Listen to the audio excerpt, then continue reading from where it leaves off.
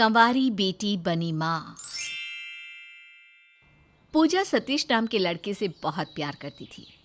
पता नहीं सतीश ने पूजा पर ऐसा कौन सा जादू किया था जो पूजा सतीश के बिना रह नहीं पाती थी। पूजा के बदले मिजाज अब घर वालों को भी पसंद नहीं आते, क्योंकि पूजा हर समय फ़ोन पर रहती या घर से बाहर। ऐसे ही एक दिन पूजा रात के 11 बजे सतीश से मिलकर घर आती है। लो माँ जी, आ गई आपकी लाडली बेटी रात के 11 बजे। अब आप खुद ही पूछ लो आजकल हमारी प्यारी पूजा ननंद कहाँ बिजी रहती है। पूजा बेटा, तुझे घर आने में इतना लेट क्यों हुआ? कहाँ थी आज? उषा के पूछने पर पूजा कुछ नहीं कहती और हिचकिचाने लगती है। उसकी हिचकिचाहट देखकर काजल मुस्कुराते हुए अपनी सास से कहती है, मैं कहती थी माँ जी, आपकी बेटी के चाल ढाल बदल गए हैं। हो ना हो ज़रूर हमारी ननद ने किसी को अपने लिए पसंद कर लिया है। यही नतीजा होता है ज़्यादा छूट देने का। अगर आपने पहले से ही अपनी बेटी पर लगाम लगाई होती ना, तो आज आपकी बेटी समय देखकर घर आ जाती। भाभी, मुझे कुछ बोलने से पहले अपने गिरेबान में झांक कर देखो। आप भी कोई माँ और पापा की पसंद की नहीं हो। आपने भी मेरे भैया पर अपने प्यार का जाल फेंका और हमारे घर की बहू रानी बन गई। और अगर मैं किसी को पसंद करती हूँ तो इसमें गलत क्या है? भैया भाभी की भी तो लव मैरिज हुई है। पूजा इतना बोलकर गुस्से में चली जाती है। अब दिन यूं ही बीतता है। घर में सब पूजा से सतीश के बारे में पूछते हैं, पर पूजा अपने बॉयफ्रेंड के बारे में कुछ नहीं बताती। देखते ही देखते कुछ महीने बीत जाते हैं और उषा पूजा के लिए रिश्ते देखना शुरू कर देती है, जिस पर एक दिन गुस्से में पूजा अपनी माँ से कहती है, माँ, मुझे अभी कोई शादी वादी नहीं करनी, मुझे थोड़ा टाइम चाहिए।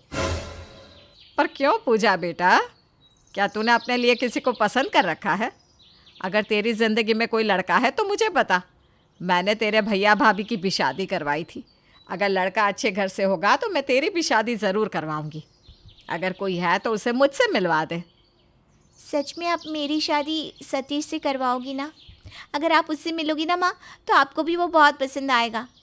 मैं कल ही सतीश को घर लेकर आती हूँ आप सबसे मिलवाने के लिए।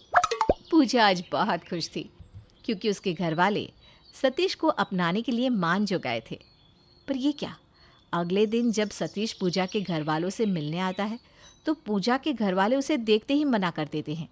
और इसके पीछे का कारण सतीश खुद था, क्योंकि सतीश एक अनाथ लड़का था और वो कोई काम नहीं करता था।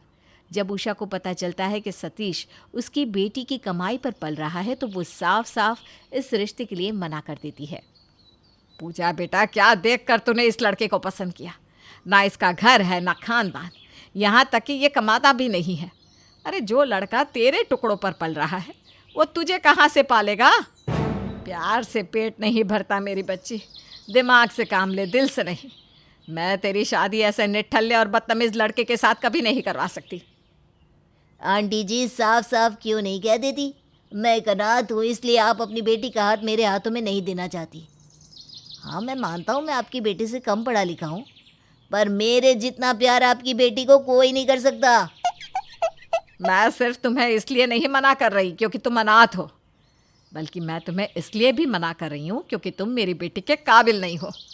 जिस दिन तुम मेरी बेटी के काबिल बन जाओ उस दिन मेरी बेटी का हाथ मांगने के लिए आ जाना।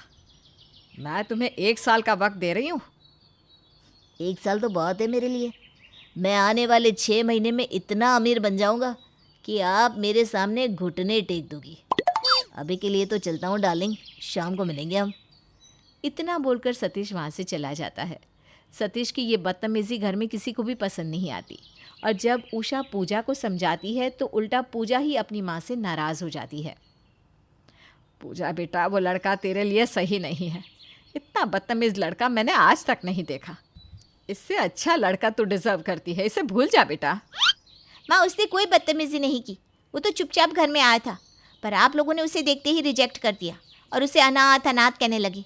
आप खुद ही सोचो, अगर आपको कोई अनाथ कहेगा तो आपको कैसा लगेगा? उसे भी गुस्सा आ गया। वैसे भी उसे जल्दी गुस्सा आता है, पर इसका मतलब ये तो नहीं ना कि वो बुरा है। और आप सब मेरी एक बात कान खोल कर सुन लो, मैं सतीश को कभी नहीं छोड़ूंगी।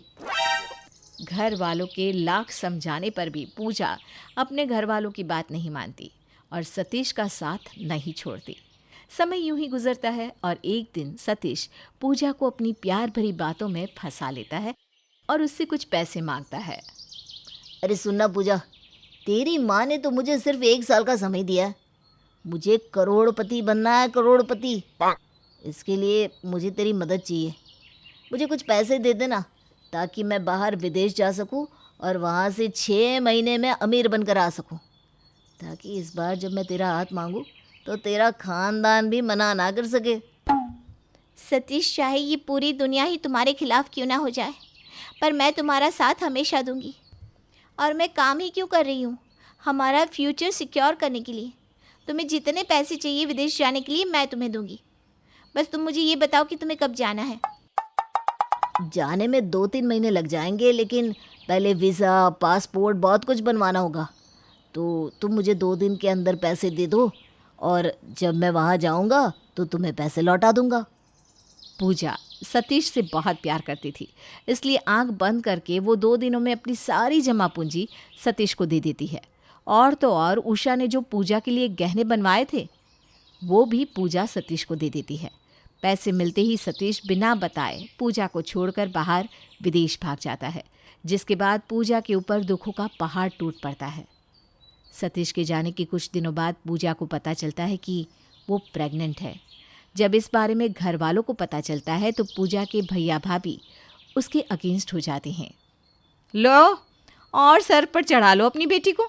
मैं ना कहती थी ये हमारी नाक कटवा कर रहेगी। अरे प्यार करना गलत नहीं है, प्यार में गलत कदम उठाना गलत है। क्या सोचकर इस पागल लड़के ने उस बदतमीज लड़की का इतना साथ दिया? बदले में क्या मिला इसे?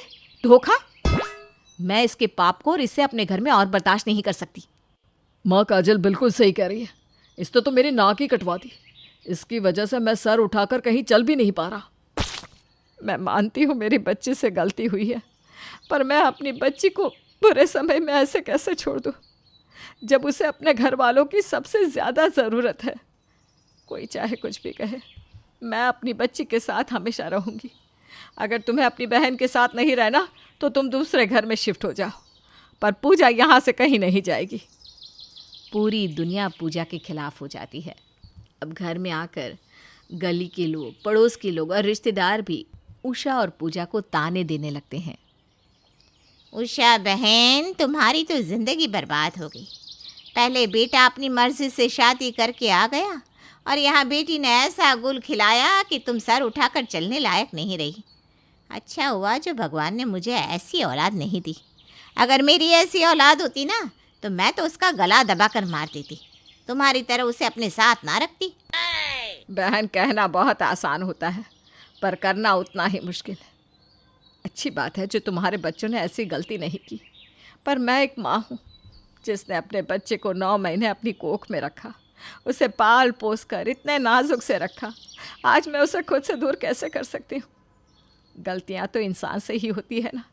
मेरी बेटी से भी हो गई, पर जिस समय उसको मेरी ज़रूरत है उस समय मैं उसे छोड़ नहीं सकती। तुम्हारे इसी लाड़ प्यार ने तुम्हारा और तुम्हारी बेटी का ये हाल किया है, और न जाने क्या क्या गुल खिलाने वाली है तुम्हारी बेटी। जब पूजा अपने रिश्तेदार और आस पड़ोस के लोगों के ताने सुनती है तो उसे बहुत दुख होता है और उसे एहसास होता है कि उसने अपनी माँ की बात ना मानकर कितनी बड़ी गलती की। आज पूजा के पास उसकी माँ के अलावा और कुछ नहीं था। अगर कुछ था तो वो थे लोगों के ताने, जो वो जहर के घूंट की तरह हर दिन पी रही थी।